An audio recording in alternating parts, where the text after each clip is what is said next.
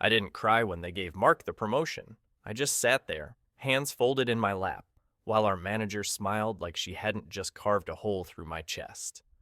"We believe Mark's vision aligns well with the direction we're taking," she said, her voice syrupy smooth, like I hadn't practically written that vision myself 6 months ago. Mark reached over to shake my hand. He had that smug, apologetic grin men wear when they know they've stolen something. But think if they're nice enough, it won't feel like theft. "We'll be working closely, I hope," he said. I nodded. My throat locked around the words I wanted to scream. I couldn't decide what stung more, the betrayal from management or the fact that Mark hadn't even pretended to be surprised. That afternoon, I cleared out the corner desk I'd spent 2 years growing into. Mark took my chair, my view, my title. I kept telling myself titles didn't matter. Work spoke louder. But work, it turns out, whispers when you're invisible. Meetings I used to lead, I now sat through silently, watching my ideas come out of his mouth. I knew the slides, I'd made them. Hell, I'd even corrected his grammar when he asked for quick help a few weeks back. Back when I still thought we were a team. People started calling me his support, like I was a cushion to prop him up. I began to wake up dreading the office. Not because of the tasks, I could do them with my eyes closed, but because of him. His voice, his backhanded compliments, the way he leaned against the doorframe of my cubicle like he owned me too. "You're such a lifesaver," he said one Thursday, handing me a mug with "World's Best Assistant" printed on it. He winked. I nearly broke the ceramic across his jaw. Instead, I smiled. Tight. Practiced. And I started watching. And if you've ever been in a place like that, where silence hurts more than shouting, you know how hard it is to tell these stories. That's why I'm sharing this one. If it hits close to home, leave a like and subscribe. It helps me keep voicing stories that are usually buried behind office doors, because sometimes the most brutal betrayals don't happen at home. They happen under fluorescent lights, with a handshake. I started noticing things. Mark was always the last to leave, but he never locked his screen. Every time I passed by, his inbox was cluttered with flagged threads and half-written emails, all sent from his company address, all sounding oddly familiar. I'd reread my old drafts at night, hunting for echoes in his words. He didn't just reuse my pitches, he copied them down to my phrasing. The confident metaphors I spent hours sculpting, his now. The bullet points I agonized over, rebranded under his initials. He hadn't outperformed me. He'd repackaged me.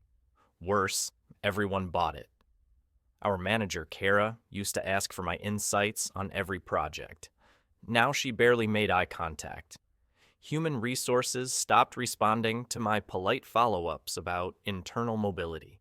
Mark, meanwhile, hosted brainstorming lunches and laughed too loudly in open space. "You should speak up more in meetings," he told me once. "People forget you're there." It wasn't advice. It was a warning. I began having trouble sleeping. My dreams blurred into white conference rooms and echoing laughter. I started drinking coffee like water, staring too long at spreadsheets just to look busy. Inside, something cracked. But then came Thursday night. A fire alarm test kept most of the office out late. Mark had left early, claiming a family emergency, though no one questioned him. I stayed behind, finishing up a budget report. That's when I saw it. His laptop, unlocked, glowing on the edge of his desk. I shouldn't have. But I did. I told myself I was just checking to see if my presentation had really been repurposed, if I wasn't losing my mind. But it wasn't just my deck. It was all of them. My notes, my slides, even comments with my initials awkwardly changed to his. One PDF still had my name in the metadata. He hadn't even tried to cover it. Then I opened one more folder. HR Private. And everything I thought I knew collapsed. The folder was full of screenshots, private Slack messages, email threads, calendar invites, and photos, blurry, dimly lit, taken from awkward angles. At first, I didn't understand what I was looking at. Then I saw my own name. Again and again. Every message I had ever sent, to HR, to Kara, even casual team chats, forwarded, screen captured, annotated. She's unstable. Passive-aggressive behavior escalating. Another after-hours email. Obsessive. Possible burnout. Potentially a liability. Each file was time-stamped. Each had a note. And every note was from Mark. I stared at the screen, my blood frozen. These weren't just messages. This was a dossier. A constructed case against me. Careful, strategic, drip-fed over weeks, maybe months.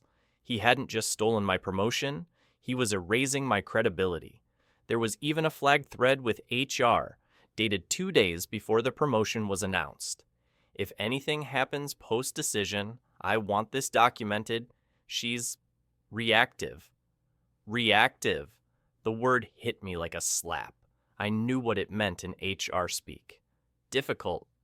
Dangerous. Disposable. He was laying the groundwork. For what? In case I complained? In case I fought back? I felt sick. But then I saw the final file. A photo. Mark and Kara, our manager, seated close at a bar, her hand on his thigh, his mouth near her ear, both laughing. Attached to it, "Our little alignment meeting went well." My pulse throbbed in my neck. So this was it. This was the game behind the scenes. He'd seduced his way into position, used my work to fuel his rise, and slowly rewrote the story so that I would be the unstable one, the bitter loser, the inevitable breakdown. And it was working. No one looked at me the same anymore. No one called me into strategy meetings. I had started to doubt myself, my memory, my tone, my sanity. Because gaslighting doesn't always come from a lover. Sometimes it comes from the guy who steals your desk, your ideas, and smiles while doing it. I didn't sleep that night. I left the office in a haze, heart pounding like I'd committed a crime. Maybe I had. Maybe opening that folder was a crime. But how do you weigh digital trespass against a full-scale character assassination? By morning, my stomach had turned to lead. I avoided Mark, avoided everyone. Just kept my head down and tried not to shatter into pieces every time he passed by with that lazy, entitled swagger, like he hadn't just pulled off the perfect heist in plain sight. But I couldn't unsee it. Every email from him now read like a weapon. Every meeting was a theater, with him as the lead, and me watching myself be rewritten in the script. The version of me he painted to HR, unstable, obsessive, started to infect even me. I caught myself rereading my own messages 3-4 times before sending, afraid I'd sound wrong. And that's when I knew he'd already won, unless I did something. So I started documenting every reused deck, every comment he lifted from me, every forwarded message I recovered from shared threads. I used my personal device, took photos, created backups. I didn't know what I'd do with it yet.